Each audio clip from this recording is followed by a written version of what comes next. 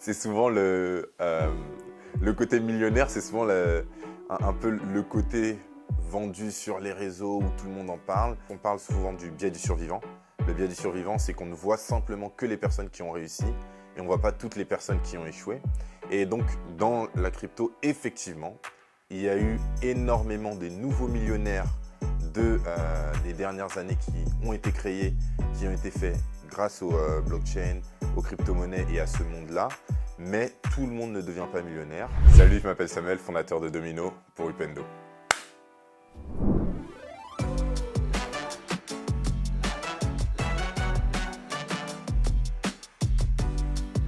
Alors, je suis Samuel Vico, j'ai plusieurs casquettes, consultant dans le domaine des blockchains.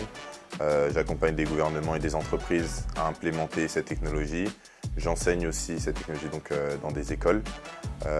J'ai aussi développé un podcast et un média qui s'appelle Domino aussi, qui parle de blockchain, Web3, crypto-monnaie. Salut, je suis Samuel, entrepreneur, consultant et enseignant dans l'univers du Web3. Bienvenue sur Domino Podcast. Ici, je reçois les esprits les plus brillants du Web3 pour discuter et débattre des dernières avancées fascinantes de la technologie blockchain. Comment je suis rentré dans les blockchains? C'était à l'époque où j'étais encore conseiller en gestion de patrimoine. Du coup, j'accompagnais des clients et j'ai découvert un peu ce côté crypto et autres. C'est quelque chose qui m'intéressait. Et je me suis dit que pourquoi pas creuser un peu plus là-dedans. Et de fil en aiguille, en fait, j'ai creusé pour moi-même et je me suis rendu compte en fait de tout ce qu'il y avait derrière. C'était vraiment les cryptos, c'était la face émergée de l'iceberg. Et en fait, derrière, il y avait toute une technologie qui était révolutionnaire, qui est la blockchain et sur laquelle après j'ai continué à diguer, à creuser. On entend souvent parler de crypto.